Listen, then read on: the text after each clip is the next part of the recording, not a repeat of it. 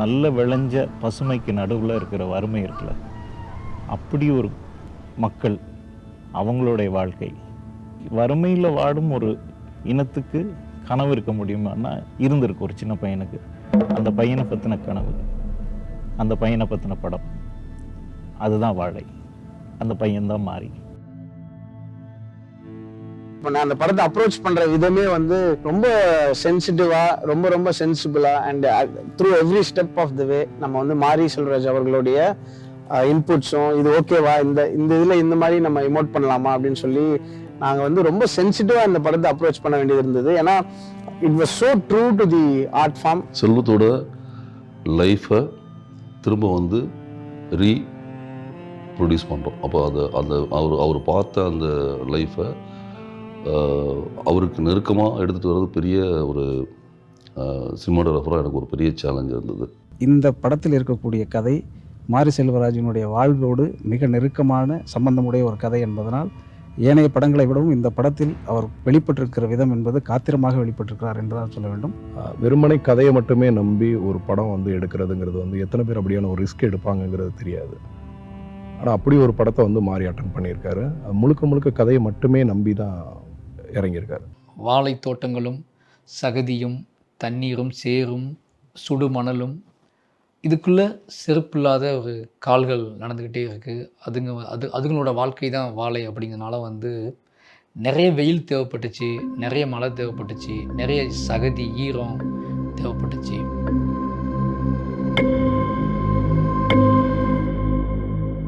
என்னோடய team, cameraman, editor, cameraman Eswar sir, அவருக்கு தெரியும் நான் என்ன யோசிக்கிறேன், என்ன பிளான் பண்ணுறேன், அதுக்குள்ளே நான் எவ்வளோ எமோஷ்னல் எதிர்பார்ப்பேன், ஒரு ஷார்ட்டுக்குள்ளே நான் என்ன எமோஷ்னல் எதிர்பார்ப்பேன், அது இந்த லைட்டுக்குள்ளே அந்த மூமெண்ட்டுக்குள்ளே நான் என்ன எதிர்பார்ப்பேன், இது எல்லாமே அவருக்கு கற்றுப்படி அவருக்கு தெரியும். அப்படிங்கிறனால இப்போ வாழை என்னோட நிஜ வாழ்க்கையிலேருந்து எடுக்கிறோம் அப்படிங்கிறதுனால வந்து அவருக்கு வந்து இன்னும் அதில் பயங்கரமான ஒரு உழைப்பும் தேவையும் அவருக்கு புரிஞ்சிச்சு. அதை புரிஞ்சுக்கிட்டு மிகப்பெரிய உழைப்பை போட்டிருக்காரு. இந்த படம் வாழையை பொறுத்த வரைக்கும் தமிழ் சினிமாவில் ரொம்ப முக்கியமான ஒரு படமாக இருக்கும். எப்போயுமே இதுக்கு முன்னாடி ஒர்க் பண்ண கர்ணன் ஆகட்டும், மாமன்னன் ஆகட்டும், எல்லாத்தையுமே நான் அவர் பார்த்த லைஃப்பை தான் அவர் தொடர்ந்து ஃபில்ம் பண்ணிகிட்டே இருக்கார். ரெஸ்பான்சிபிலிட்டி எனக்கு ரொம்ப இருக்கும். நான் அதை ரொம்ப இன்ட்ரெஸ்டோடு எடுத்து பண்ணுவேன். அதில் குறிப்பாக வாழையில் வந்து இன்னும் ரொம்ப நெருக்கமாக உணர்ந்தேன் நான். செல்வத்தோட அந்த அந்த உணர்வை வந்து நம்ம ஃபோட்டோகிராஃபியில் கொண்டு வர்றதுக்கான விஷயங்கள் பண்ணுறதுக்கு கேமரா வந்து கம்ப்ளீட்லி வந்து ஹேண்டில்லே நான் வந்து ஹேண்டில் பண்ணோம். பிளாக் லென்சஸ் தான் யூஸ் பண்ணோம், ஜூம் லென்சஸே மேக்ஸிமம் யூஸ் பண்ணலை. ஏன் அந்த மாதிரி எடுத்துகிட்டு போனோம் அப்படின்னா, நீங்கள் அந்த இடத்துல இருந்து அதை பார்த்தீங்கன்னா ஏற்படுற உணர்வு வேணும். லைட்டிங்காக நான் இந்த ஃபில்மில் அந்த மாதிரி தான், இரவாகட்டும் பகலாகட்டும் ஆர்டிஃபிஷியல் லைட்ஸை யூஸ் பண்ணாலுமே அது ப்ராக்டிக்கல் லைட்லேயும் லைவுக்குள்ளேயும் என்ன மூட் இருக்குமோ அந்த மூடை வந்து க்ரியேட் பண்ணிகிட்டே இருந்தேன் நான். அது மட்டும் இல்லாமல் ஆர்டிஸ்ட்டை டிஸ்டர்ப் பண்ணாமல், ஏன்னா முழுக்க சினிமா அத்தனை இல்லாத நடிகர்கள் அத்தனை, அது மட்டும் இல்லாமல் சுமையோடு 24 மணி நேரம் சுமையோடு இருக்கக்கூடிய மனிதர்களாக அந்த படத்தை நடிச்சிருக்காங்க. அப்படிங்கும்போது அவங்கள டிஸ்டர்ப் பண்ணாமல் அவங்களோட போக்கில் விட்டு அவ்வளோ லைவாக எனக்கு கேப்சர் பண்ணி கொடுத்துருக்காரு. நிச்சயமாக அவருக்கு இந்த நேரத்தில் நன்றி சொல்லி ஆகணும். ஏன்னா அவர் மிகப்பெரிய உழைப்பு போட்டிருக்காரு. அது மாதிரி கிரேடிங்லேயும் எந்த டோன் பண்ணுறதோ இல்லை அந்த மாதிரி விஷயங்கள் எதுவுமே பண்ணாமல் என்ன நேச்சுராக இந்த லைஃப்பில் இருக்கோ அதை அப்படியே வந்து டெக்னிக்கல் ஆஸ்பெக்டாகவும் கிரேடிங்கில் எடுத்துகிட்டு வந்திருக்கு. இந்த படம் ஆகச்சிறந்த படம், இந்தியன் சினிமாவில் ரொம்ப முக்கியமான படமாக இருக்கும்னு நினைக்கிறேன். அது வந்து நீங்கள் படம் பார்க்கும்போது உங்களால் உணர முடியும். அதே மாதிரி எடிட்டர் சூரிய பிரதமன் சொல்லிட்டு பேரம்பு எடிட்டராக இருந்தார். அப்போ இப்போ வாழை பண்ணியிருக்காப்புல. வாழையோட எடிட்டிங் எக்ஸ்பீரியன்ஸ் பற்றி நான் சொல்லணுன்னா 2 விதமாக சொல்லலாம். ரொம்ப ஈஸியஸ்ட்டாகவும் இருந்தது, ரொம்ப டஃபஸ்ட்டாகவும் இருந்தது. ஈஸியஸ்ட்னு எப்படி சொல்லலாம்னா, படத்தில் நடித்த நடிகர்கள் அவங்க வந்து நடித்த மாதிரியே கிடையாது, ரொம்ப இயல்பாக இருந்தாங்க. எப்படி பெர்ஃபார்மன்ஸை வந்து இந்த ஷாட்டில் நல்லா இருக்கா, அந்த ஷாட்டில் நல்லா இருக்கா அப்படின்னு கண்டுபிடிக்கிறது. வாழையை பொறுத்த வரைக்கும் அப்படின்ற ஒரு பிரச்சனையே எனக்கு ஏற்படலை. நான் டஃபஸ்ட்னு எதை சொல்கிறேன்னா கிளைமேக்ஸ் வந்து எடிட் பண்ணுறதுக்கு வந்து ரொம்ப கஷ்டப்பட்டோம். ஏன்னா அவருக்கும் இந்த வாழையோட கதை முன்னாடியே தெரியும். அப்படிங்கிறனால என்னோட நிஜம் அப்படிங்கிறது தெரியும். அப்படிங்கிறனால அந்த என்னோட பக்கத்தில் இருந்தே பழகுனதுனால ஒரு உண்மைத்தன்மைக்கு நெருக்கமான எந்த ஒரு சினிமாத்தனமும் இல்லாமல் இந்த படத்தோட எடிட்டிங் செட் பண்ணியிருக்காரு. ஒரு பயங்கரமான பாட்டு நமக்கு கிடைச்சிருக்கு, அதுக்கு அப்படிப்பட்ட ரஷஸ் நமக்கு கிடைச்சிருக்கு. அப்போ நம்ம இதை வந்து கரெக்டாக எடிட் பண்ணி காட்டணும் அப்படின்றதுல ரொம்ப நான் கவனமாக இருந்தேன். ஏன்னா மாடர்னாகவும் அந்த பாட்டு இருக்கும், அந்த பாட்டை வந்து மாடர்னாகவும் கட்டிங்லையும் மாடர்னாக இருக்கணும்னு நான் நினச்சேன். அந்த ராஜா சொல்லுற கதையெல்லாம் கண்ணீர் தானா, அவனை வந்து பார்த்தா வானம்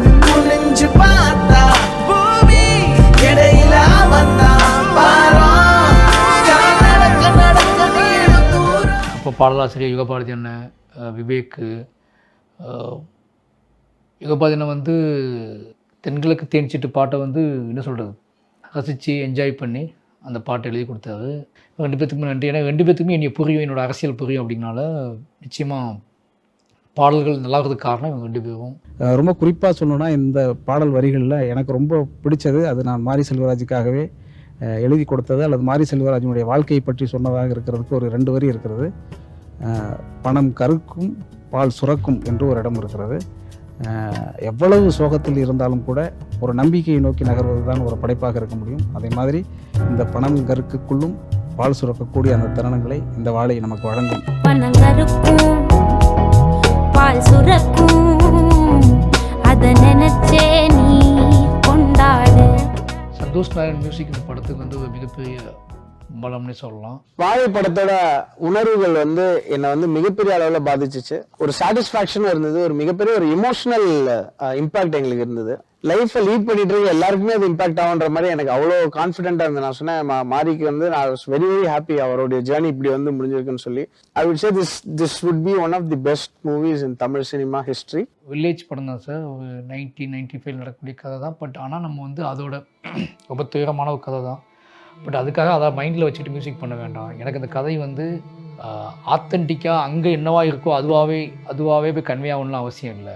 அதோட துயரமும் அதோட ஆன்மாவும் அதோட வலியும் அது கேட்கக்கூடிய கேள்விகளும் கடைசியில் இந்த உலகத்தின் எல்லா மனிதர்களும் பார்த்தா கூட புரிஞ்சிக்கிற மாதிரி ஒரு இசை வேணும்.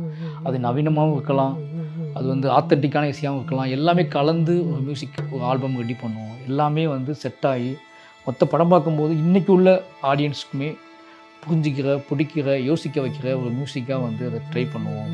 Every sound matters, every single note matters அப்படின்ற ஒரு ஒரு ஒரு ஃபார்முலான்னு கூட சொல்லலாம். அந்த அப்ரோச்சில் தான் நாங்கள் ஒர்க் பண்ணோம். ஒரு கிராமிய இசை மட்டும் இல்லாமல் எல்லா இசை வடிவத்திலையும் எல்லாரோட ஜேர்னர்லையும் இந்த படத்தை கேட்பதற்கான ஒரு சூழலை உருவாக்கலாம். நம்ம இந்த வாழைக்குள்ளே இந்த வாழையோட தன்மை இது இப்படி இருக்குது, ஒரு சின்ன இடத்துல நடக்கக்கூடிய கதை அப்படிங்கிற இடத்துல அதை வந்து நம்ம யூனிவர்சலாக சேஞ்ச் பண்ணிக்கலாம்.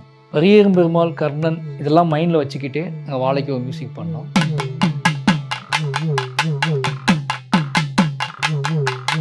ஃபோக் மியூசிக்கை வந்து நம்ம ராவா கேப்சர் பண்ணோம். அஃப்கோர்ஸ் நான் மாரி செல்வராஜ் அவர்களோட ஒர்க் பண்ண 2 படங்கள்லையும் அந்த விஷயம் நடந்தது. கண்டிப்பாக இந்த படத்தில் அந்த எலிமெண்ட் இருக்கும். அண்ட் அதுக்கு மேலே வந்து அதை வந்து ஒரு இப்போ இருக்கிற ஒரு மாடர்ன் சவுண்டோட ஒரு மிக்ஸ் பண்ணி ஒரு ட்ரீட்மெண்ட் சாங்ஸ்லேயும் ஸ்கோர்லேயும் நம்ம கிரியேட் பண்ணோம் அப்படின்னு சொல்லி மாரி செல்வராஜ் ரொம்ப பிரில்லியண்ட்டாக அந்த ஒரு எக்ஸ்பெக்டேஷனை செட் பண்ணார். அண்ட் அது வந்து படத்துக்கு ஒரு ஒரு ரொம்ப நல்ல ஒரு எமோஷனை கிரியேட் பண்ணியிருக்கு அப்படின்னு நாங்கள் ஃபீல் பண்ணோம்.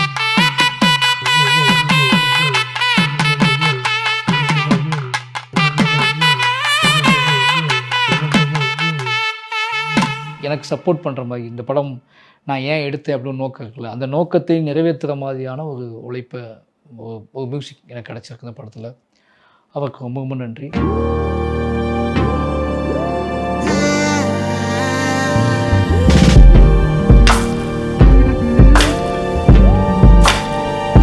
என்னோடய கலை இயக்குனர் குமார் அண்ணன், குமார் கங்கப்பன்னு சொல்லிட்டு மாமன்னோ தான் டைரக்டர். இந்த படத்தில் ஒர்க் பண்ணதுக்கு எனக்கு ரொம்ப பெருமையாக நினைக்கிறேன். அதுக்கு வந்து நான் மாரி செல்வராஜுக்கு ஒரு நன்றியை தெரிவிச்சுக்கிறேன். நான் அவர்கிட்ட சொன்னது அந்த லைஃப்பில் எனக்கு ஒரு நிஜம் வரணும், குட்டி குட்டியாக சின்ன சின்னதாக வேலை இல்லாத மாதிரி தெரியும், நான் குட்டி குட்டியாக வேலைகள் பார்க்கணும். அந்த செட்டு போட்ட இடமும் அந்த லொக்கேஷன்ஸ் அமைஞ்ச இடமும் அதுக்குள்ளே அவர் கொடுத்த லைவ்னஸும் முக்கியமான இடம். நாங்கள் முதல் போய் பார்க்கும்போது அந்த இடம் வந்து ரொம்ப ஒரு திட்டு மாதிரி அந்த இடம் இருந்துச்சு. அந்த லொக்கேஷனை கண்டுபிடிக்கிற விதமே வந்து எனக்கு பயங்கரமாக இன்ட்ரெஸ்டிங்காக இருக்கும். அவரோட விஷனில் அவர் பயங்கரமாக கண்டுபிடிப்பார். அது ரொம்ப எனக்கு பயங்கர இன்ட்ரெஸ்டிங்காக இருந்தது.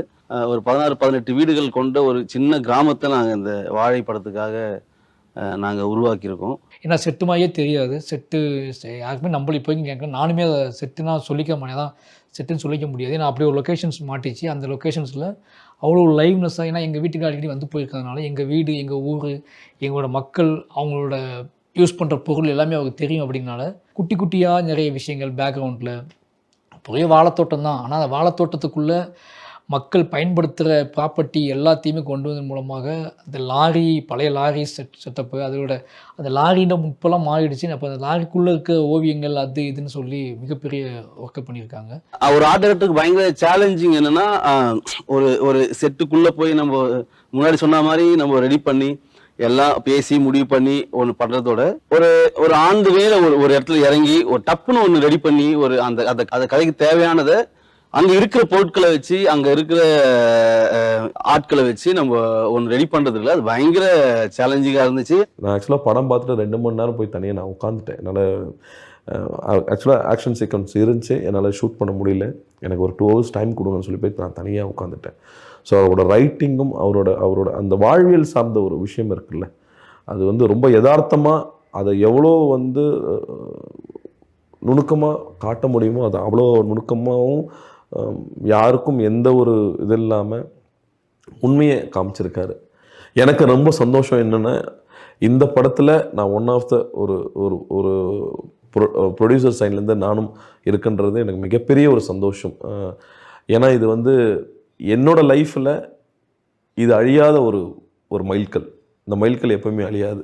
இது எனக்கு வந்து வாழை வந்து எவ்வளோ முக்கியம்னா, இவ்வளோ நாள் நான் சினிமாவில் இருந்து நான் நிறைய பேர் எடுத்திருக்கலாம், நிறைய விஷயங்கள் செஞ்சுருக்கலாம், நிறைய சாதிச்சிருக்கலாம். பட் வாழை வந்து என் லைஃப்பில், மாரி சார் லைஃப்பில் எவ்வளோ முக்கியமோ என் லைஃப்பில் இந்த படம் வந்து ரொம்ப முக்கியமான படம். அடுத்து என்னோடய டீம், என்னோடய அசிஸ்டன்ட் டைரக்டர்ஸ். இந்த அசிஸ்டன்ட் டைரக்டர்ஸ்க்குள்ள அளவுக்கு பதட்டம் இருக்கும். என்ன அப்படின்னா, சாரோட ஒரிஜினல் கதை இது அப்படின்னு சொல்லி, ஆனால் எந்த தப்பு இருக்கக்கூடாதுன்னு சொல்லிட்டு, ஏன்னா எல்லாமே எனக்கு தெரியும். சினிமாவாக இல்லாமல் இங்கே என்ன ப்ராப்பர்ட்டி வைக்கணும், இங்கே என்ன இருக்கணும் அப்படிங்கிறது எல்லாமே எனக்கு தெரியும். அப்படிங்கிறனால என்னென்னா அவங்களுக்கு ஒரு பெரிய பதட்டம். வாழை எங்கள் டைரக்டரோட ஓன் ப்ரொடக்ஷன் பேனர்லேருந்து வர ஃபர்ஸ்ட் படம். அதனாலே வந்து எங்கள் எல்லாருக்குமே வந்து இந்த படத்துக்குள்ள ஒரு பயங்கரமான நெருக்கம் இருக்குது. இதுக்கு முன்னாடி வாழைத்தோப்புகள்லாம் வேறு சும்மா காமெடிக்கு அந்த மாதிரி, வாழைத்தோப்பு உள்ளே இருக்கிற ஒரு வாழ்க்கைங்கிறது இதுதான் தமிழ் சினிமாவில். ஏன் எனக்கு தெரிஞ்ச உலக சினிமாவிலேருந்து எங்கேயுமே வாழைத்தோப்பை பற்றி எந்த மாதிரியே வந்ததில்லை. இதுதான் எனக்கு தெரிஞ்சு முதல் படம். நான் யார் அப்படிங்கிறத முதல்ல இந்த படத்தின் மூலமாக தெரிஞ்சுக்கிட்டு என்னோடய உதவி இயக்குநர்கள் தான். அதனால் அவங்களுக்கும் நேரத்துக்கு ரொம்ப நன்றி சொல்கிறேன். அங்கே நடித்தவங்க, அந்த ஊர்க்காரங்க எல்லாருமே வந்து அதை வந்து இந்த கதையை அவங்களோட கதையை ஓன் பண்ணிக்கிட்டாங்க. ஏன்னா இது எங்கள் டைரக்டரோட வாழ்க்கை மட்டும் இல்லாமல் அவங்களோட வாழ்க்கையாகவும் இருந்தது. ஒரு நார்மல் நடிகர்களால் இந்த படத்தை பண்ண முடியாது, படத்தில் பண்ணிக்கவும் அவங்களால வாய்ப்பே கிடையாது. அதனால் நான் முடிவு பண்ணது என்ன அப்படின்னா, என்னையை புரிஞ்சிக்கிற அல்லது நான் சொல்கிற நிஜத்தை புரிஞ்சிக்கிற, இல்லை சினிமாங்கிறத தாண்டி கூட ஒரு இயக்குனர் உழைப்பு கேட்டால் அதுக்கு நம்ம போடுறதுக்கு ரெடியாகக்கூடிய நடிகர்கள் தான் தேவைப்பட்டாங்க. எனக்கு அதெல்லாம் செய்யக்கூடிய ஆட்கள் எங்கள் ஊரில் தான் இருக்காங்க எனக்கு. அதனால் புளியங்குளம், கொங்கராயக்குறிச்சி, கரங்குளம் அப்படின்னு சொல்லி என்னோடய ஊர் சம்மந்தமான ஆட்களை தான் நான் அதிகமாக நடிக்க வச்சுருக்கேன். இதை தாண்டி ஒரு சினிமாவை ஒரு 5 பேர் தேவைப்படுறாங்க, 6 பேர் தேவைப்படுறாங்கன்னா, அப்போ அவங்களுக்கு முதல்ல என்னை பற்றி என் மீது ஒரு பெரிய நம்பிக்கை இருக்கணும், என்னோடய உழைப்பின் மீது ஒரு பெரிய நம்பிக்கை இருக்கணும், என்னோடய சினிமாவை அவங்க பயங்கரமாக ரசிக்கணும், நேசிக்கணும். அப்படியாப்பட்ட நடிகர்கள் வேணும்னு சூஸ் பண்ணி பிளான் பண்ணேன். வேம்புன்னு ஒரு கேரக்டர், அந்த கேரக்டர் சூஸ் பண்ணோடனே இது எனக்கு யார் பண்ணது அப்படின்னா, யார் பண்ணாலுமே முழுசாக நம்பக்கூடிய, சினிமாவுக்காக என்ன வேணால் செய்யக்கூடிய ஒரு ஆக்டர் இது தேவைப்பட்டாங்க. அப்போ திவ்யா துரைசாமி வந்து நான் நிறைய நாள் அந்த முகம் எனக்கு தேவைப்பட்டுச்சு. கூப்பிட்டு அவங்கள்ட்ட தான் சொன்னேன், ஒரு மிகப்பெரிய உடல் உழைப்பு இருக்கக்கூடிய படம், நடிக்கும்போது சினிமாவில் தான் நடிக்கிறோமா இல்லை நம்ம நிஜ வேலைக்கு வந்திருக்கோமானே தெரியாது, ஹாப்பினஸ் பெருசாக இருக்காது படத்தில், உனக்கு ஓகேவான்னு கேட்டதுக்கப்புறம் அந்த பொண்ணு சொன்ன ஒரே வார்த்தை, நான் பிலீவ் பண்ணுறேன் சார், அவங்கள எனக்கு ப்ரூவ் பண்ணுறதுக்கு எனக்கு படம் வேணும், அப்படி ஒரு படமாக இதுக்கு நம்புகிறேன். இந்த ரோல் நீங்கள் பண்ணணும் அப்படின்னு சொல்லும்போது அவர் எந்த நம்பிக்கையில் அதை கேட்டார்னு தெரியல, பட் எனக்கு அதை ஜஸ்டிஃபை பண்ணணும், அவர்கிட்ட நல்ல பேர் வாங்கிடணும் அப்படின்னு மட்டும்தான் தாட் இருந்துச்சு. ஸோ ஒரு ஸ்கூலுக்கு எந்த படம் ஷூட் பண்ணாலுமே ஒரு ஸ்கூலுக்கு போகிற ஃபீல் இருக்கும். உண்மையாலுமே இந்த படம் எனக்கு அப்படி தான் இருந்தது. இந்த படத்துக்கு வந்து அவ்வளோ ஒரு உடல் உழைப்பு தேவைப்பட்டது. நம்மளை நம்பி இந்த ஒரு ரோல் கொடுத்துருக்காங்க, அதை நம்ம கரெக்டாக பண்ணிடணும் அப்படிங்கிற தாட் மட்டும்தான் டே 1லேருந்து எண்டு வரைக்குமே எனக்கு மைண்டில் இருந்தது. வெயிலா, மழையா, சேரா, சகதியா, எதுலையுமே செப்பல் போட்டு நடந்தது கிடையாது. ஃபர்ஸ்ட் டைமா ஜிம்முக்குலாம் போய் ஒர்க் அவுட்லாம் பண்ணுவோம், பட் ஜிம்ல நம்ம எவ்வளோ வெயிட் அதிகபட்சமாக தூக்கும் 20-30 kg தாண்டி தூக்குனது கிடையாது. பட் இந்த படத்துக்காக 60-70 கிலோ வாழைத்தாரை எப்பவுமே தலையில வச்சுட்டே நடந்ததுலாம் வந்து ரொம்ப டிஃப்ரெண்டான எக்ஸ்பீரியன்ஸாக இருந்தது. கலையரசன், ஜானகி அம்மா, பத்மன், இவங்க எல்லாருமே கலையரசனுக்குலாம் வந்து மிகப்பெரிய என்ன சொல்கிறது, எந்த ஹீரோவும் எந்த நடிகரும் பண்ண மாட்டாங்க. இதை ரொம்ப லைஃபான ஒரு கதை. அந்த வாழைத்தோட்டத்தை வேலை செய்யறது, அதுக்கு பின்னாடி இருக்க அரசியல், மக்களுக்கு வந்து எவ்வளவு பெரிய உழைப்பு அதுல இருக்கு, அதனால அவங்களுக்கு என்ன கிடைக்குது, என்ன கிடைக்காம போகுது, அதனால அவங்களோட குரல் வந்து எங்க அவங்க எழுப்புறாங்க, அது எல்லாத்தையுமே வந்து அவ்வளோ சூப்பரா அண்ணன் சொல்லியிருக்காங்க. நிறைய வெயிட் எல்லாருமே பத்மனாக இருக்கட்டும், கலையரசனாக இருக்கட்டும், திவ்யா தோச்சாமியாக இருக்கட்டும், ஜானகியம்மாக்கெலாம் வயசு வந்து அவ்வளோ வயசாகிடுச்சு அவங்களுக்கு. ஒரு 50 வயசாவது இருக்கும். அவங்களுமே வந்து நிறைய கஷ்டப்பட்டு எனக்கு வேலை செஞ்சாங்க. இந்த படத்தை பண்ணி கொடுத்தாங்க. ஃபுல்லாக தலையில் வந்து ஒரு 4 தாரை தூக்கி வச்சுட்டு இருப்போம். அந்த 4 தாருன்றது வந்து நம்ம சொல்கிறதுக்கு வாயில் வந்து ரொம்ப ஈஸியாக இருக்கலாம். பட் ஆனால் வந்து அது ஒரு மினிமம் ஒரு 100 கிலோ 110 கிலோ இருக்கும் அந்த 4 தார் சேர்ந்து. ஸோ அவ்வளோ வெயிட்டை வந்து நம்ம தலையில் சுமந்துட்டு, ஏன்னா லைட்டாக தலை அப்படி இப்படி நவுந்தா கூட கழுத்து உடையறதுக்கான சான்சஸ் இருக்குது. அத்தனை பேருமே முகம் சுளிக்காமல் என்னையை புரிஞ்சுக்கிட்டு, இந்த கதையோட நிஜத்தை புரிஞ்சுக்கிட்டு, நிச்சயமாக இது தூக்கலை, இது செய்யலை அப்படின்னா அந்த படத்துக்குள்ள நம்ம இருக்க முடியாது அப்படிங்கிறத தெரிஞ்சுக்கிட்டு, எல்லா நடிகர்களும் எங்கள் ஊர் மக்களையும் நான் நடிக்க வச்சதுனால அவங்க பண்ணுற உழைப்பெல்லாம் இவங்க அதுக்கு ஈக்குவலான ஒரு பெரிய உழைப்பை போட்டிருக்காங்க. ஒரு சிறந்த மனிதர்கள்கிட்ட இருந்து ஒரு உன்னதமான நடிகனை வெளில கொண்டு வரதும், ஒரு நல்ல நடிகர்கள்கிட்ட இருந்து ஒரு யதார்த்தமான மனிதனை வெளில கொண்டு வரதும் அவருக்கு கைவந்த கலை. என்னை நம்பி கூப்பிட்டுருந்தாரு, அவர் மேலே உள்ள நம்பிக்கையில் கூப்பிட்டுருந்தாரு. அதை ஓரளவுக்கு உண்மையாக கொண்டு வர முடிஞ்சுதா அப்படிங்கிறது தான் எனக்கு பெரிய சவாலாக இருந்தது. நம்ம ஈஸியாக சாப்பிட்றோம் ஒரு வாழைப்பழம் அப்படின்னு பார்க்கும்பொழுது ரொம்ப ஈஸியாக இருக்குது, விலையை ரொம்ப குறைச்சி கேட்டு வாங்குகிறோம். அப்படிங்கிறதுக்கு பின்னாடி எவ்வளோ பெரிய ஒரு வாழ்க்கை இருக்குது, எவ்வளோ பேருடைய உழைப்பு இருக்குது, எவ்வளோ பேருடைய கஷ்டம் இருக்குன்றது வந்து இந்த படம் பண்ணும்பொழுது தான் எங்களுக்கு தெரிஞ்சுது. இதையெல்லாம் கிராஸ் பண்ணி தான் எங்கள் இயக்குனரும் வந்திருக்காரு. அப்படிங்கும்பொழுது ரொம்ப எமோஷ்னலாக இருந்தது எங்களுக்கு பார்க்கறதுக்கு. தூத்துக்குடி மாவட்டத்தில் எங்களுக்கெல்லாம் வந்து ஒரு நடிகனாக நான் இந்த படத்தில் நடிக்கும்போது எனக்கு வந்து ஒரு புது இடம், புது மொழி, புது மக்கள். அந்த இடத்துல இந்த படப்பிடிப்பு நடக்கும்போது கிட்டத்தட்ட நானும் ஒரு 10 நாட்கள் அந்த படப்பிடிப்பில் இருந்தேன். எவ்வளோ வலி சுமைகள், கஷ்டமான ஒரு சூழல், அதிலெல்லாம் வந்து இந்த நடிகர்களோட அந்த பணி மிக சிறப்பான பணி. மாரி செல்வராஜால் மட்டுமே இந்த மாதிரியான படங்கள் எடுக்க முடியும் அப்படிங்கிறத வந்து கண்கூடாக பார்த்தேன். நிக்கிலாமில் நான் சூஸ் பண்ணதுக்கு ஒரே ரீசன் என்னென்னா, ஒரு பியூராக இந்த கதையோட கலங்கப்படாத ஒரு ஆன்மாவாக இருக்கிறதுக்கு ஒரு முகம் தேவைப்பட்டுச்சு. அப்படி ஒரு முகமாக வந்து நிக்கிலா இருந்தாங்க. அதனால் அவங்களுக்கு இன்னொரு தளத்தில் அவங்களுக்கு ஒரு ஸ்பேஸ். வாழை வந்து என்னோடய வாழ்க்கையில் ஒரு மறக்க முடியாத ஒரு டிஃப்ரெண்ட்டான எக்ஸ்பீரியன்ஸ் கொடுத்த படம். நான் இது வரைக்கும் என் கெரியரில் வந்து நான் வாழை மாதிரி ஒரு படம் பண்ணது கிடையாது. அது மட்டும் இல்லை, ஒரு ரியல் லைஃப் ஸ்டோரியில் வந்து இது வரைக்கும் நான் வந்து நடித்ததும் இல்லை. ஒரு ரியல் லைஃப் ஸ்டோரி, அந்த ரியல் ஹீரோ வந்து எடுக்கும்போது அதில் ஒரு பாட்டாக இருக்கிறது வந்து ரொம்ப சந்தோஷமாக இருந்துச்சு.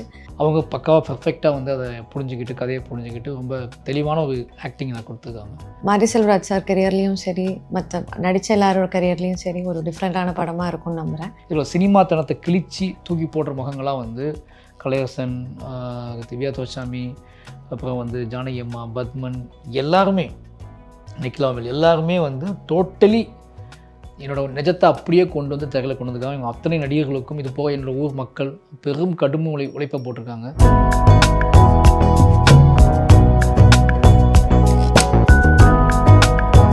இதுக்கப்புறம் என்னோடய ஆர்டிஸ்ட்டாக நான் இன்ட்ரடியூஸ் பண்ணக்கூடிய பொன்வேல், ராகுல், இன்னும் 5 பசங்க, ஊர் பசங்க.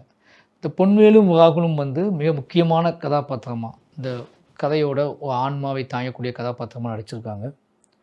இந்த 2 கதாபாத்திரங்களை எப்படி சூஸ் பண்ணுறது அப்படிங்கிற ஒரு கேள்வி எனக்கு இருந்துச்சு. ஏன்னா இந்த 2 கதாபாத்திரம் பண்ணக்கூடிய பசங்களுக்கு, சின்ன பசங்களுக்கு வந்து வாழ்வின் மீது எந்த விசாரணையும் இல்லாமல் இருந்தால் கூட மிகப்பெரிய பொறுப்புணர்ச்சியோடும் மெச்சூர்டோடும் அந்த கதையை புரிஞ்சுக்கிற ஒரு பக்குவம் வேணும். அது மட்டும் இல்லாமல் அவன் உடம்பு, அவன் மனசு எல்லாமே தாங்கணும். அப்போ என்னோடய உலகத்துக்குள்ளே சஞ்சரிக்கக்கூடிய, என்னோடய உலகத்துக்குள்ளே இயங்கக்கூடிய ஒரு வலு அவங்ககிட்ட இருக்கணும். எங்கள் ஊரில் எல்லாருமே மாரிசாருக்கு தெரியும், சொந்தக்காரர் தான். ஆனாலுமே ஊரில் எல்லாருக்கும் அவர் மேலே ஒரு பயம் இருக்கும், அந்த மாதிரி ஒரு மரியாதையும் இருக்கும். எனக்கு அதனால் முதல்ல கொஞ்சம் பயமாக தான் இருந்துச்சு. அப்புறம் எங்கள் அம்மா தான் சொன்னாங்க, டேய் இது அவரோட சொந்த கதைடா, நீ மாரிசாராக தான் நடிக்க போகிற, எவ்வளோ பெரிய விஷயம், நீ பண்ணு, நீ தான் பண்ணணும் அப்படிலாம் சொன்னாங்க. அந்த மாதிரி நான் எல்லாத்தையும் மாரிசார் பார்த்துக்குவாங்கன்ட்டு பண்ண ஆரம்பிச்சிட்டேன். அந்த மாதிரி எனக்கு ஒன்று விடாமல் எல்லாத்தையும் சொல்லி கொடுத்து நல்லா நடிக்க வச்சாங்க. அவங்களுக்கு ஏன் ஊராகிறதுனால, என்னோட மண்ணிலேருந்து வர்றதுனால என்னோடய எல்லா எமோஷன்லையும் ஈஸியாக கேப்சர் பண்ணி பெரும் சுமையோடு இந்த படத்தை நடிச்சிருக்காங்க. நிச்சயமாக சொல்கிறேன், இது வந்து சும்மா ஒரு டைரக்டராக நான் சொல்லலை, இப்படி தான் நடிக்கணும் அப்படின்னு நல்லா சொல்லி தந்தாங்க. அதுக்கப்புறம் வாழைத்தார செமக்க வச்சுருந்தாங்க. அது வந்து நான் ஸ்கூல் லீவில் வந்து ஊரில் வந்து அந்த வேலைக்கு தான் போவோம் நாங்கள் வந்து. அது வந்து எங்களுக்கு கொஞ்சம் ஈஸியாக இருந்துச்சு செமக்கிறதுக்கு. அப்புறம் மாரி சார் சொன்னாங்க, வாழைத்தார செமக்கும் போது சிரிக்கணும், சண்டை போடணும், ஜாலியாக இருக்கணும் அப்படின்னு கொஞ்சம் சொல்லி தந்தாங்க. இதெல்லாம் எப்படிடா அந்த வாழைத்தாரை வச்சுட்டு போகும்போது நம்மளுக்கு செய்ய முடியும் அப்படின்னு சொல்லி எனக்கு கொஞ்சம் மனசுக்குள்ளே தோணிச்சு. அதுக்கப்புறம் தான் மாரி சாரே பக்கத்தில் வந்து எங்களுக்கு சொல்லி தந்து, அவங்க தலையில் வந்து தாரை தூக்கி வச்சு எங்கள் கூட நடந்து வந்து இப்படி சொல்லி தந்தாங்க, இப்படி தான் பண்ணணும், சினிமானா இப்படி தான் இருக்கும். நானே பிரமிச்சு போகிற அளவுக்கு, அதாவது ஒரு டைரக்டராக நானே வந்து எப்படா இவங்க இப்படி வந்து இவ்வளோ உழைப்பு போடுறானுங்க, எப்படி இவ்வளோ வேலை பார்க்குறானுங்க, நம்ம சொன்னால் இப்படி பண்ணுறானுங்களே, இது இது ஒன்று வந்து உண்மையாகவே எனக்கு கிடைச்ச பெரிய கிஃப்ட் தான் அவனுக்கு 2 பேருமே. இந்த படத்தோட வெற்றி அப்படிங்கிறது இந்த படம் ஈட்டக்கூடிய பொருளையோ இந்த படம் ஈட்டக்கூடிய லாபத்திலே கிடையாது. இந்த 2 பேரும் வெளி உலகத்திற்கு தெரியக்கூடியது. இந்த 2 பேரின் மூலமாக என்னோடய மண்ணும் என்னோட மண் சார்ந்த மக்களும் இன்னொரு கலை உலகத்துக்குள்ளே ஆர்ட் ஃபார்முக்குள்ளே பயங்கர ஸ்ட்ராங்காக வருவதற்கு இவங்க 2 பேரும் ஸ்பேஸாக இருப்பாங்க. ஏன்னா நான் ஒரு 20 இயர்ஸ் 15 இயர்ஸ்க்கு முன்னாடி நான் கஷ்டப்பட்டு அனாதையாக ஓடிந்தப்போ எனக்கு இந்த பயமும் அதிர்ச்சியும் பதட்டமும் அவங்களுக்கு இல்லை. ஏன்னா நான் இருக்குங்க தைரியத்தில் அவங்க 2 பேரும் மிகப்பெரிய உழைப்பை போட்டு இந்த வாழையை நிஜமாக மாற்றிருக்கானுங்க. அப்போ தான் புரிஞ்சு இது மாரி சாரோட கதை கிடையாது, எங்கள் ஊரோட சொந்த கதை அப்படின்னு எங்களுக்கு புரிஞ்சிச்சு. அப்புறம் எல்லாருமே வாழை பாட்டு பார்த்துட்டு சொன்னாங்க, டேய் நீ அவரை மாதிரி இருக்கிற, அவர் மாதிரி நடிச்சிட்ட, அவர் மாதிரி மாறிட்ட, அந்த மாதிரிலாம் சொன்னாங்க. எனக்கு அப்படி சொல்லும்போது ரொம்ப சந்தோஷமாக இருந்தது. அதுக்கு வந்து முக்கியமான காரணம் மாரியனோட டைரக்ஷன் நான் சொல்லலாம். ஏன்னா வந்து அவர் சொல்லிக் கொடுத்து எந்த இடத்துலையுமே அவனுக்கு அந்த கேமரா ஃபியரோ இல்லைனா வந்து அவன் இந்த படத்தில் நடிக்கிறோன்ற ஒரு ஃபீலை கொண்டு வராமல் அவனை அவ்வளோ அழகாக அவ்வளோ வந்து எவால்வ் பண்ண வச்சாருன்னு நான் நினைக்கிறேன். நிச்சயமாக அவனோட என்ட்ரி தான் என்னோட வெற்றின்னு நினைக்கிறேன். அவனுக்கு சினிமா அவனை ஹேண்டில் பண்ண விதம் இருக்குல்ல, சினிமா அவனை பார்த்த விதம் இருக்குல்ல, பொன்வேலும் ராகுலும் சினிமாவை பார்த்த விதமும் சினிமாவை புரிஞ்சுக்கிட்ட விதமும் எனக்காக ராத்திரி பகலாக அவனை உழைத்த விதமும் தான் என்னோடய வெற்றியாக நான் பார்க்குறேன். அவனுக்கு 2 பேத்துக்கும் எவ்வளோ நன்றி சொன்னாலும் பத்தாது. நிச்சயமாக பொன்வேல் ராகுல் வாளை பார்க்கக்கூடிய மனிதர்களை நிச்சயமாக சிரிக்க வைப்பாங்க, ஆச்சரியப்படுத்துவாங்க, அள வைப்பாங்க, உலுக்கி எடுப்பாங்க அப்படின்னு நம்புகிறேன். தமிழ் சினிமாவுக்கு ஒரு முக்கியமான முகங்களாக அவங்க மாறுவாங்க அப்படின்னு நான் நம்புகிறேன். அவங்க 2 பேருக்குமே நன்றி. அவரோட மொழிகள் பார்க்கும்போது, அதாவது சினிமா மொழிகளில் பார்க்கும்போது எனக்கு நெல்லை ஸ்லாங் உள்ள படம் எனக்கு ரொம்ப புதுசாக இருக்கும். மீன்ஸ் என்னென்னா, அந்த பசங்க 2 பேர் நடிச்சிருப்பாங்க, அவனுங்க டப்பிங் பேசுகிறதுங்கிற ஃபஸ்ட்டு படம். அவனுங்க எப்படி இவ்வளோ அருமையாக டப்பிங் பேசுகிறானுங்க, அதாவது ஃப்ரேம் பை ஃப்ரேமாக எப்படி சிங்க் பண்ணுறானுங்க, லிப் சிங்க் பண்ணுறானுங்க, எல்லாமே வந்து எனக்கு ரொம்ப ஆச்சரியமாக இருந்தது. பொதுவாக காஸ்டியூம்ஸ் வந்து டிசைன் பண்ணுற வேலை இந்த படத்தில் கிடையாது. புது காஸ்டியூம்ஸை எல்லாருமே டல் பண்ணும். அதுதான் வந்து இந்த படத்தில் காஸ்டியூம் டிசைனரோட வேலையாக இருந்தது. டீத்துள்ள ட்ரெஸ்லாம் போட்டு முக்கி அதை வந்து டல் பண்ணி இந்த மாதிரி நிறையா வேலை, புது ட்ரெஸ் எல்லாத்தையுமே அதுக்கு பண்ணும். திங்க் மியூசிக் வந்து கொலாபரேட் ஆகிருக்கிறதுல மிக மிக மகிழ்ச்சி.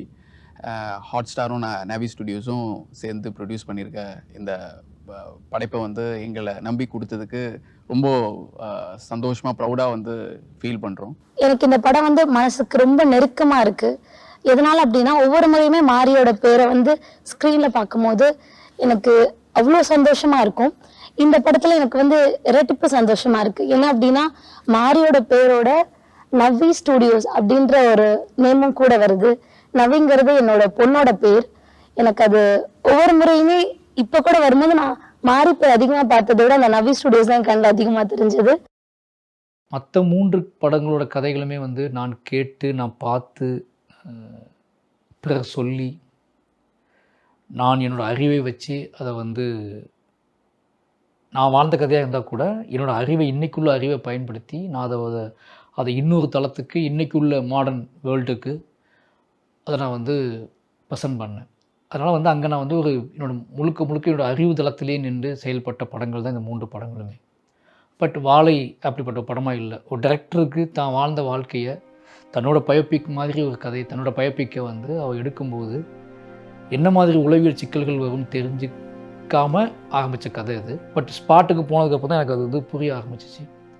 மிகப்பெரிய மன அழுத்தத்துலேயும் மிகப்பெரிய என்ன சொல்கிறது, ஒரு சந்தோஷமாகவும் அப்பப்போ இருந்திருக்கேன். ஆனால் ஹோல் மூவியை பார்க்கும்போது மிக மன அழுத்தத்தை கொடுத்த ஒரு படம்னு சொல்லலாம். அதுவும் கடைசியாக இந்த படத்தோட கிளைமாக்ஸ் எடுக்கும்போதுலாம் நான் வந்து கிட்டத்தட்ட ஒரு 6-7 டேஸ் 10 டேஸ் சொல்லலாம், தூக்கமே கிடையாது. நைட்டும் தூங்கல, பகலும் தூங்கல, தூக்கமே எனக்கு வரல. அந்த சீன்ஸோட எஃபர்ட் வந்து அப்படி இருந்துச்சு. எனக்கு முழுக்க 10 நாளுமே தூங்காமலே எடுக்கப்பட்ட ஒரு கிளைமாக்ஸ் காட்சி தான் அந்த படத்தோட கிளைமாக்ஸ் காட்சி. அப்போ தான் புரிஞ்சுக்கிட்டேன், ஒரு நிஜத்தை அல்லது தான் வாழ்ந்த நிஜத்தை ஒருத்தர் டைரக்ட் பண்ணும்போது அது மிகப்பெரிய மன அழுத்தத்தை கொடுக்கும் அப்படின்னு சொல்லி. அப்படி என்னோட மன இறுக்கத்தை குறைப்பதற்காக எடுக்கிறதா நினச்சி எடுத்த ஒரு படத்தை என்னோடய மன இறுக்கத்தை இன்னும் அதிகமாக்கியிருக்குன்னு தான் சொல்லணும். ஏன்னா இதை திருப்பி நான் ரீகால் பண்ணி பார்க்கும்போது அவ்வளோ பெரிய பெயினாக இருந்துச்சு அதை எடுக்கும்போது. பட் ஒரு டைரக்டராக நான் 3 படம் பண்ணி வந்த இடத்துக்கு வந்திருக்கேன் அப்படிங்கிறனால வந்து ஈஸியாக என்னிலிருந்து ஒரு கிராமத்து பையன்லேருந்து பாதிக்கப்பட்ட நான் விக்டிமாக இருந்தால் கூட விக்டிமாக இருந்து நான் ஒரு டைரக்டராக மாற முடிஞ்சிச்சு. அதுக்கு நான் பெரிய பெரும்பால் கர்ணன் மாமன்னன் தான் ஒரு முக்கியமான காரணம். ரொம்ப இந்த 4 படங்கள்லேயே ரொம்ப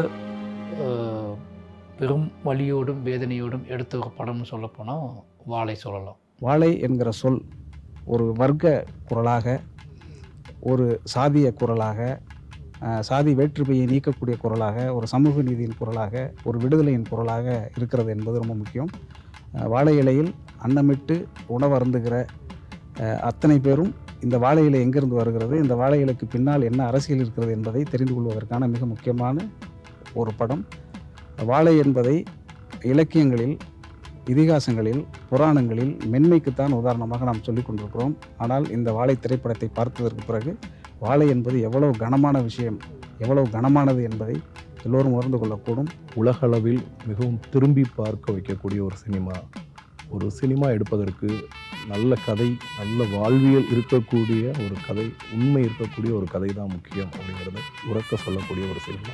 அவர் எப்போதுமே ஏற்கனவே அவர் தனித்துவமான இயக்குனர் என்கிற பெயரை அவர் பெற்றிருக்கிறார். இந்த படம் அவருடைய வாழ்க்கையில் அவர் எப்படி வாழையை தோல் சுமந்து கொண்டிருக்கக்கூடிய மக்களை பற்றி இந்த படத்தை எடுத்திருக்கிறாரோ, இந்த படம் வந்ததற்கு பிறகு ஒட்டுமொத்த மக்களும் அவரை தோல் மீது சுமந்து பாராட்டுவார்கள் என்று நான் நம்புகிறேன். பணிபுரிஞ்ச எல்லா கலைஞர்களுக்கும், நடிகர் நடிகைகளுக்கும், முக்கியமாக ஊர் மக்களுக்கும், அந்த 2 குட்டி சிறுவர்களுக்கும் நான் ரொம்ப நன்றி கடமைப்பட்டிருக்கேன். அதே மாதிரி கேமராமேனாக இருக்கட்டும், ஆர்ட் டைரக்டராக இருக்கட்டும், மற்ற ஆர்டிஸ்டாக இருக்கட்டும், அசிஸ்டன்ட் டைரக்டர்ஸாக இருக்கட்டும், எல்லாருக்குமே என்னோட நன்றி நான் தெரிவிச்சுக்கிறேன் இந்த நேரத்தில். Very intense story and very beautiful story. இதில் உழைச்ச எல்லா சீனியர் டெக்னீஷியன்ஸுமே வந்து அவங்களுடைய 100 இல்லை 200 இல்லை, தேவ் கிவன் எவ்ரி திங். ஆனால் படம் பார்த்த எல்லாருமே சொன்னாங்க இது மாரியோட பெஸ்ட் ப்ராஜெக்ட். கண்ணே காட்டு தீயுந்தான் பத்திடிச்சு, வீடு நாடெல்லாம் பத்திடிச்சு, உன்னை காணும்னு தான் பத்திடிச்சு, குரண்டி பூவு கூட்டுக்குள்ள ஒரு சொட்டு தேவை நானும் தேடையில, தேழு ஒன்று தான் கொட்டிடுச்சு, கரும் தேழு ஒன்று தான் கொட்டிடுச்சு, தேழு ஒன்று தான் கொட்டிடுச்சு, தேழு ஒன்று தான் கொத்திடுச்சு. ஐயா நான் பாதவத்தி, உன்னை தப்ப விட்ட நான் பாதவத்தி, உன்னை ஓட விட்ட நான் பாதவத்தி, உன்னை பறக்க விட்ட நான் பாதவத்தி, நான் பாதவத்தி, நான் பாதவத்தி, நான் பாதவத்தி, நான் பாதவத்தி, நான் பாதவத்தி, நான் பாதவத்தி.